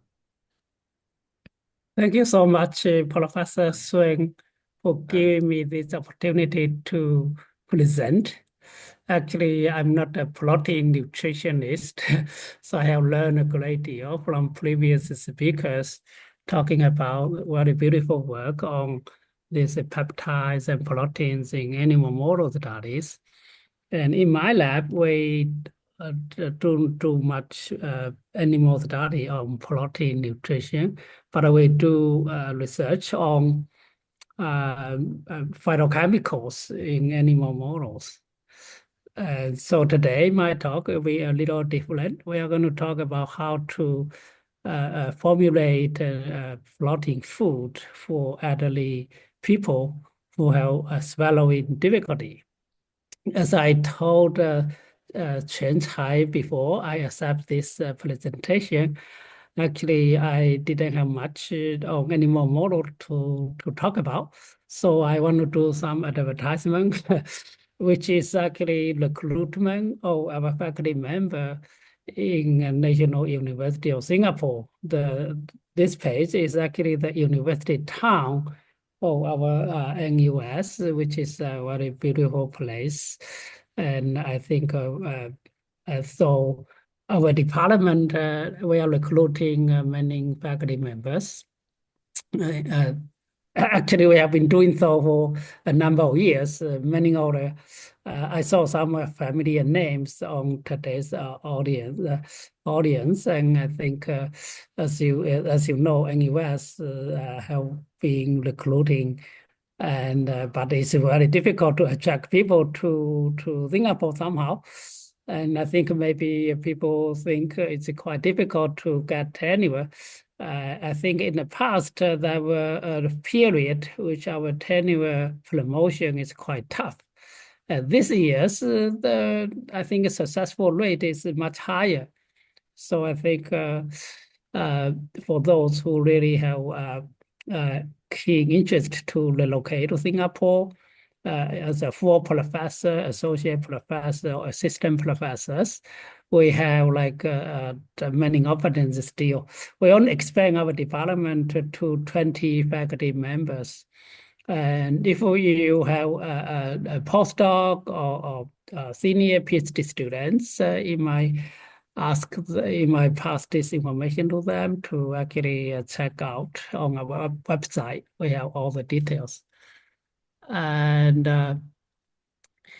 okay, actually, we are also hiring a director for our resources center, which started September last year. And this one is really on plotting because the resources center for sustainable plotting is actually multidisciplinary teamwork composed of over 20 principal investigators in Singapore as well as internationally.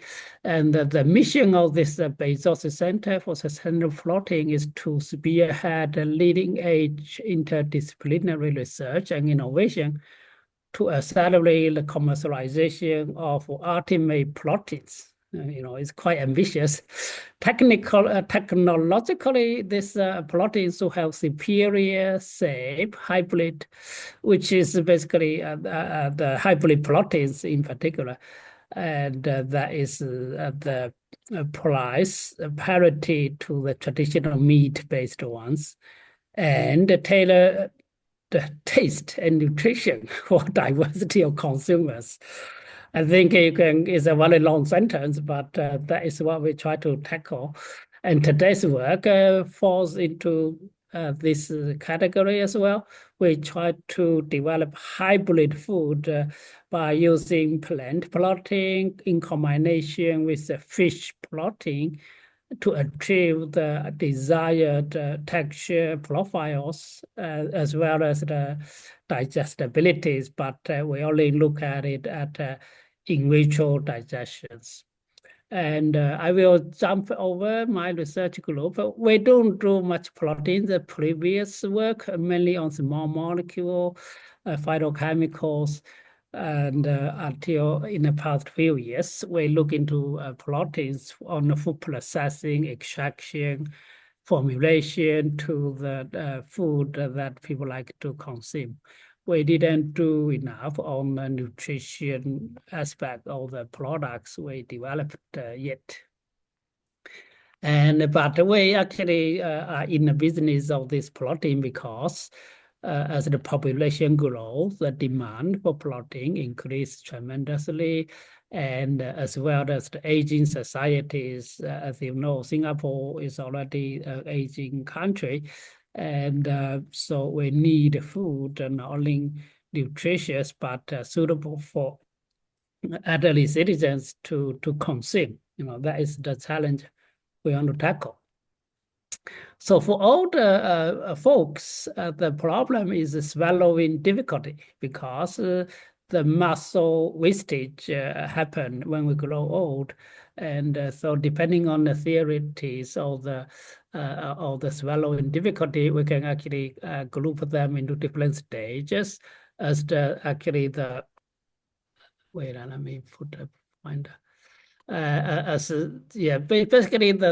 key parameter to define if the food is suitable for the elderly to swallow or not can be quantified by the hardness.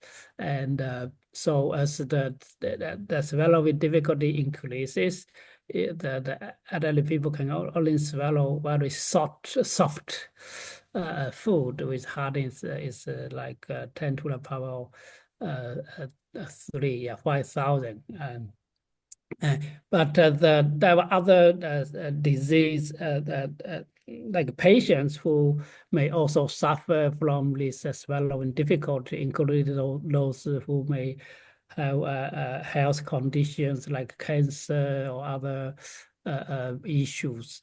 Yeah, so actually to develop a special food with high protein content to meet this special dietary need consumers are very important. And so we look at surimi because surimi is one of the largest protein source, and it is certainly a complete amino acid and excellent protein.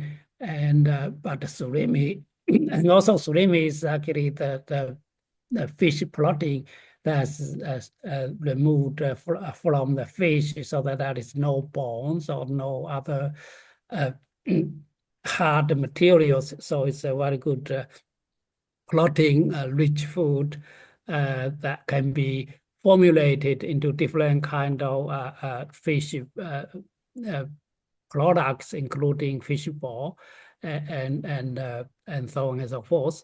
But the fish proteins is mainly myofibril protein, which is very different from the plant proteins that is globular most of the time.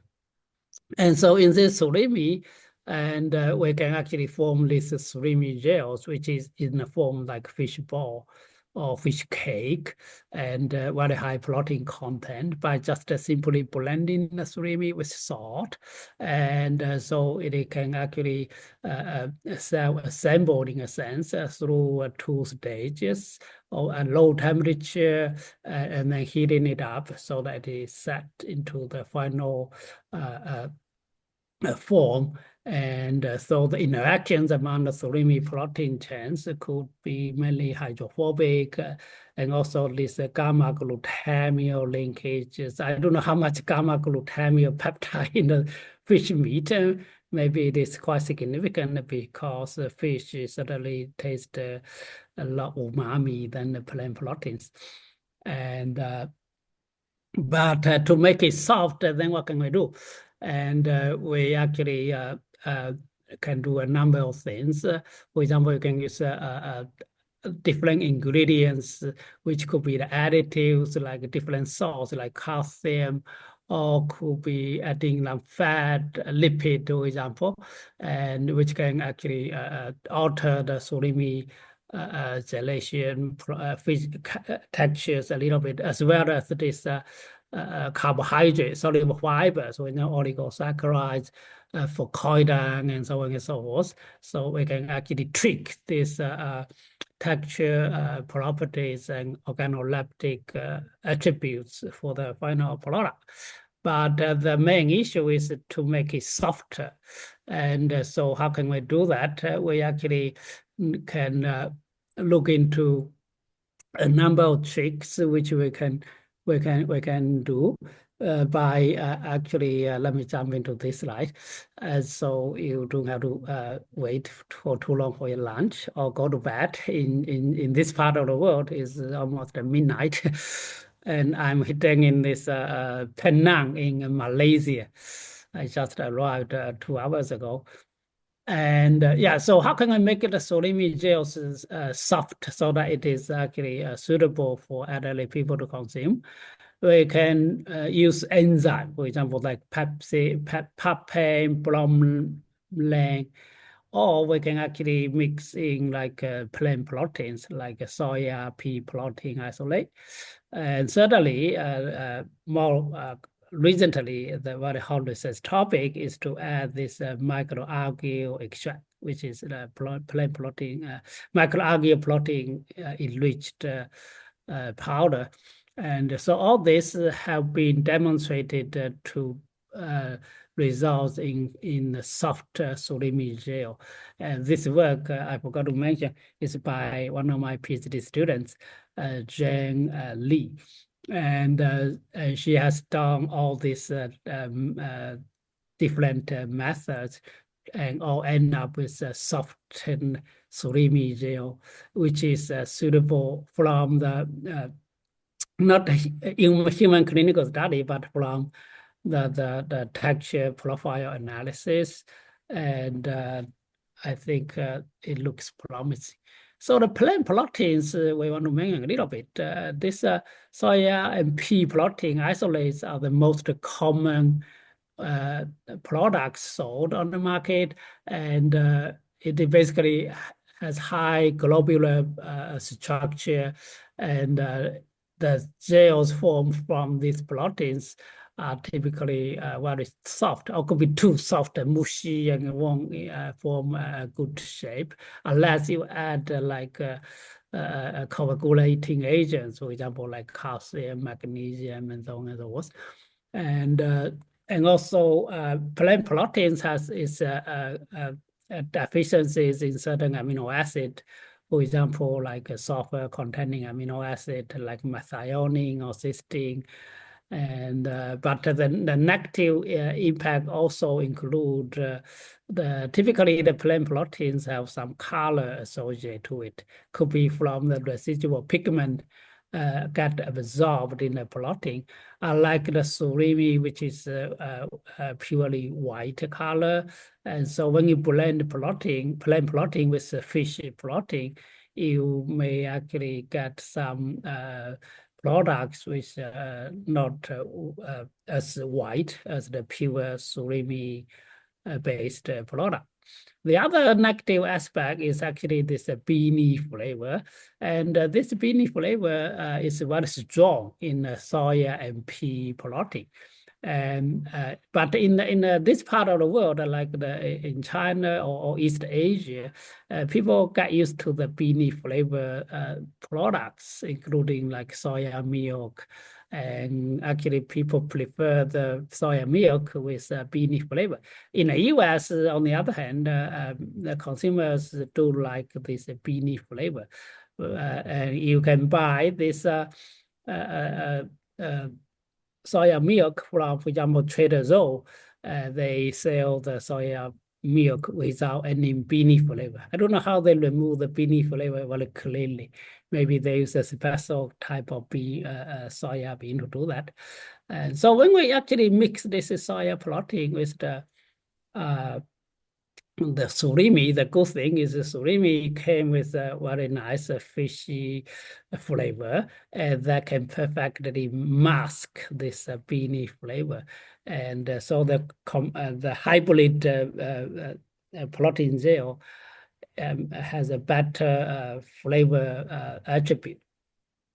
So how do we do the making? It's quite simple. It's just mixing this surimi we bought from the local fish ball company and blend it with the soya or pea protein and add some salt.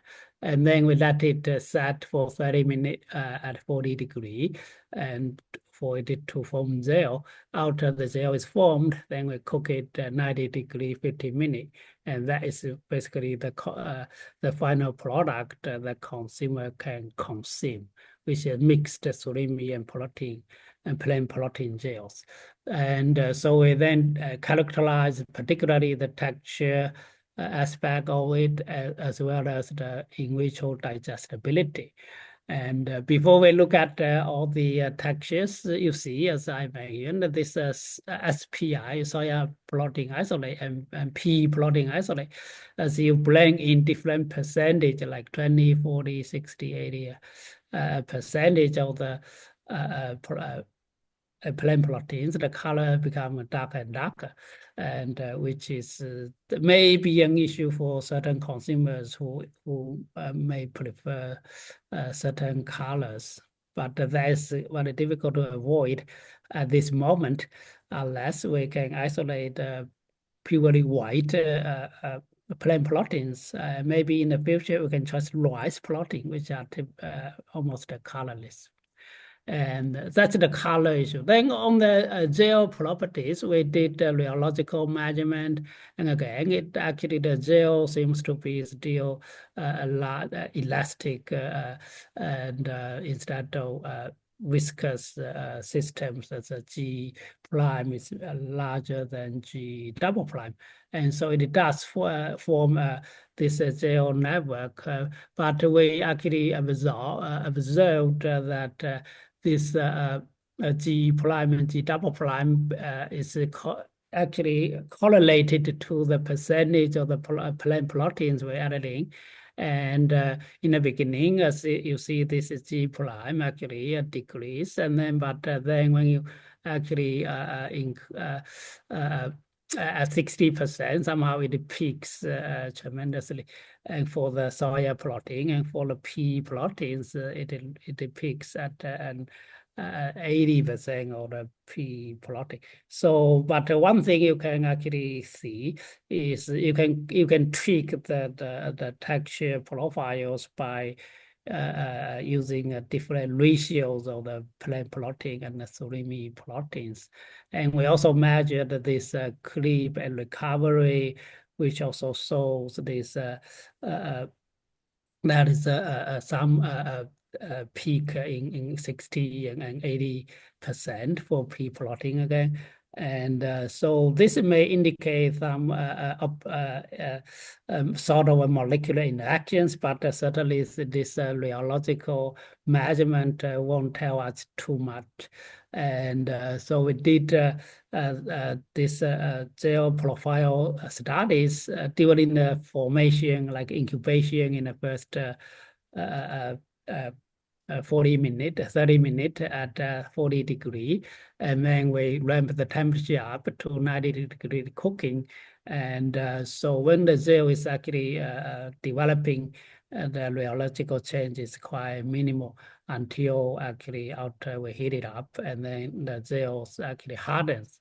And so our understanding is actually during this denaturalization cooking process, there is a more cross-linking formed among the proteins, but we still don't know how these globular plant proteins interact with this surimi proteins.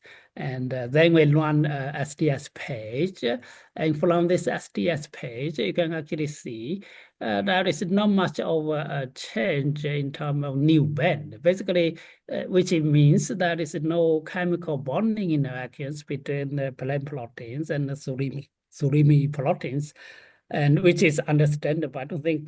I think this plant proteins lack like a thiol, like a thiol containing amino acids, which may form disulfide bond with the surimi protein. And they basically are mixing in physical interactions at the most hydrogen bonding, hydrophobic interactions, and so on and so forth. And from this protein structure analysis, actually this bonding analysis, we see very little change as well. So which is indicating it will really cause a lot of conformational changes of this surimi as well as the plant proteins. So then what is actually the interactions happening to actually change the textures? What we are proposing is basically they just blend into mixtures, and so that the originally very densely packed surimi gels is loosened up, and which can be easily seen from this confocal microscope as well as this SEM.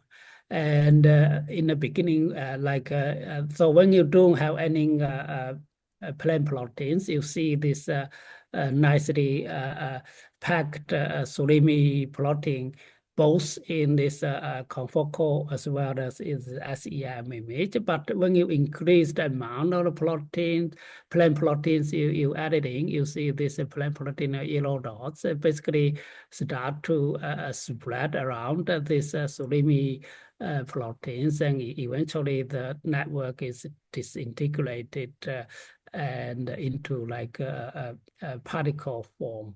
And I think that is basically an easy explanation of these interactions between plant proteins and surimi proteins.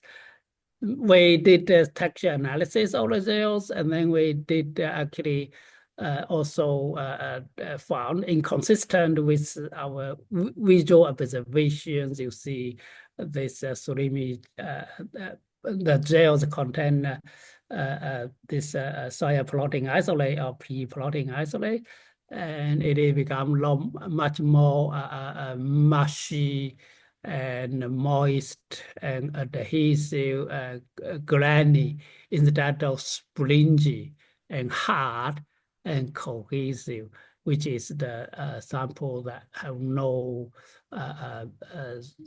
soya proteins in it. And so that is basically the end result. And then we did some in vitro digestibility test of this mixed gel, and which shows the digestibility is still quite good, although it did decrease a little bit percent of free amino acids, but not much. Yeah, so in a sense, the mixture gels does not negatively impact the digestibility of the proteins, and at least in the in vitro experiment, and which shows in both the soya protein as well as the pea protein samples. And so what is actually happening? So it's quite simple. I think our story is just like when you mix this surimi protein, the fibrous with the plant protein, globular proteins, and their interaction is basically the globular plant proteins disrupt the otherwise densely packed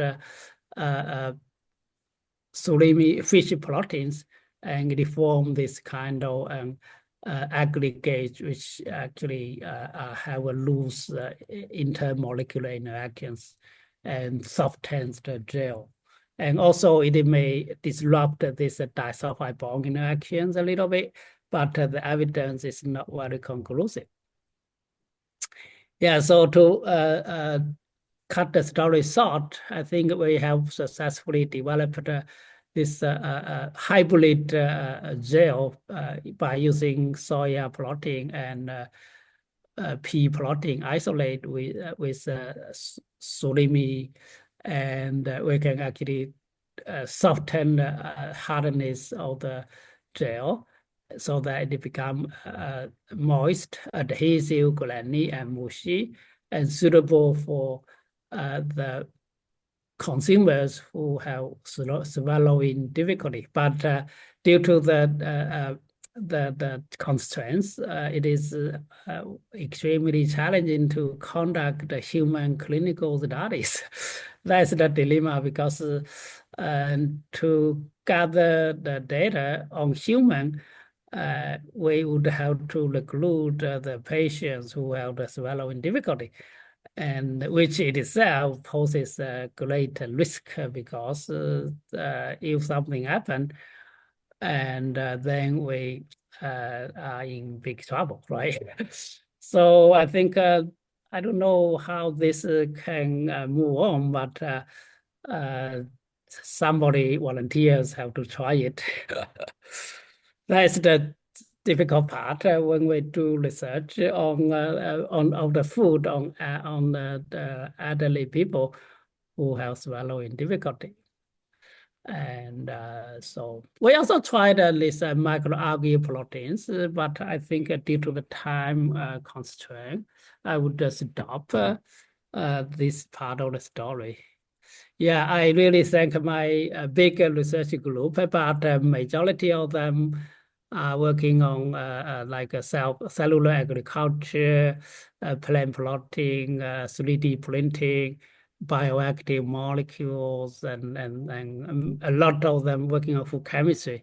So we don't do much on nutrition, unfortunately. We wish we could do more. Maybe we can collaborate with some of you to conduct animal studies on this plant protein nutrition.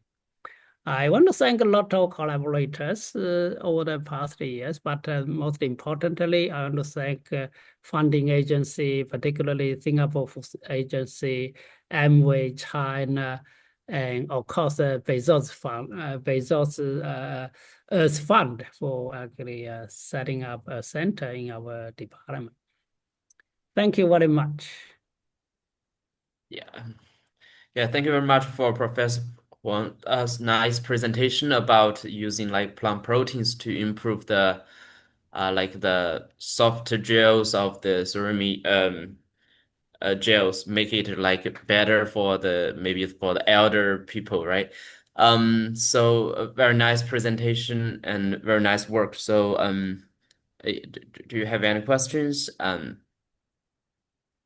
for Professor Huang? Thank you, Chen Cai, for your good words. Yeah. Thank you. Yeah. Um,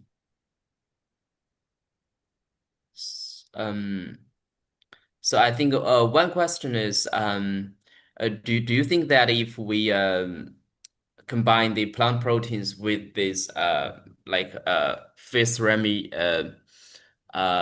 gels, will that potentially like improve their digestibility and also improve the gut health? Is there any like previous reports or any clues about it?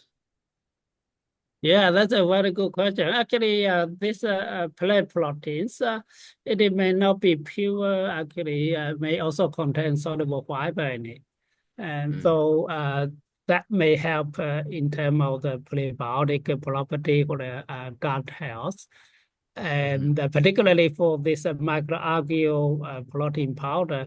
And the protein content in is less than 60%. And then the soluble fiber content is actually quite significant.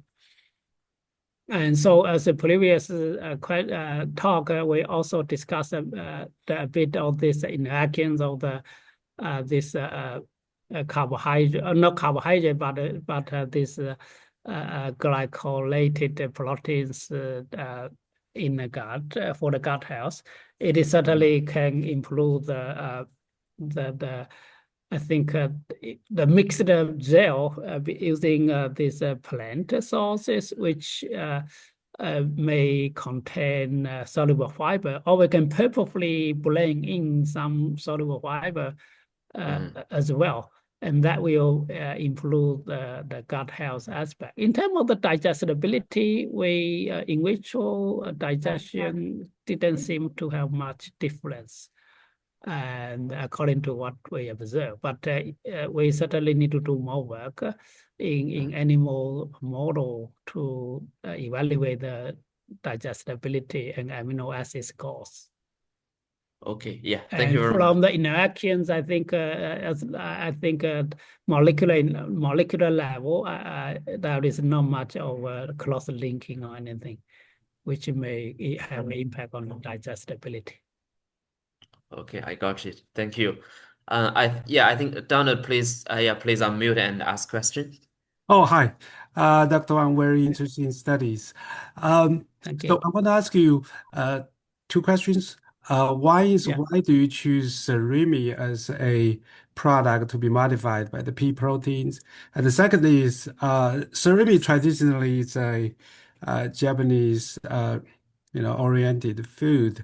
How popular, or is there any significant industry in Singapore or Southeast Asia about the fish surimi? Thank you. Yeah, that's a great question, Donald. Yeah, actually, surimi is extremely popular in Singapore. And actually, Singapore don't make a lot of food, but fish ball is one of the item that Singapore has even have a national standard.